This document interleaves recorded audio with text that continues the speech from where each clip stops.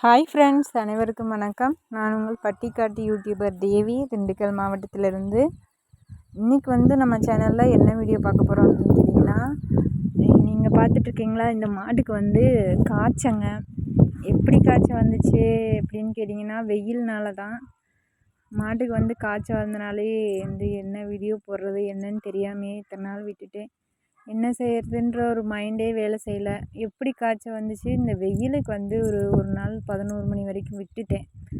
அதனால் காலையில் நல்லா இருந்தாங்க. மதியானம் 2 மணிக்கு மாட்டை பிடிச்சி பார்க்குறேன், காய்ச்சல் மேய மாட்டாங்க. தண்ணி குடிக்காமல் ரொம்ப சோர்வாக இருந்தாங்க.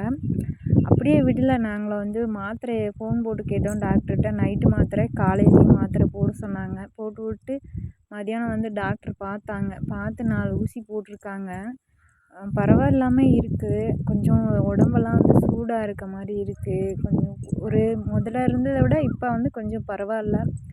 மூச்சு விட்டாங்கன்னா அப்படியே கெஸ்ஸுன்னு ரொம்ப இழப்புவாங்கிற மாதிரி உள்ளே போய் மூச்சு விட்றாங்க. அதனால் ரொம்ப பயமாக இருக்குது. இன்னும் நாளைக்கு ஒருக்கா டாக்டர் வர சொல்லி தான் பார்க்கணும். சரி ஆயிடணும். இவ்வளோ காய்ச்சல் வந்தாலும் பார்த்திங்கன்னா, மேய்ஞ்சிக்கிச்சு, தண்ணி குடிச்சிக்கிச்சு அப்படின்னா நம்ம கொஞ்சம் பயப்பட தேவையில்லை. மேயலை, தண்ணி குடிக்கலை அப்படின்னா தான் நமக்கு கொஞ்சம் பயம். இருந்தாலும் நம்ம பக்கத்தில் மேய்ச்சலே இல்லைங்களா, அதனால் நாங்கள் புல்தரைக்குள்ளே அவுத்து விட்டுறது.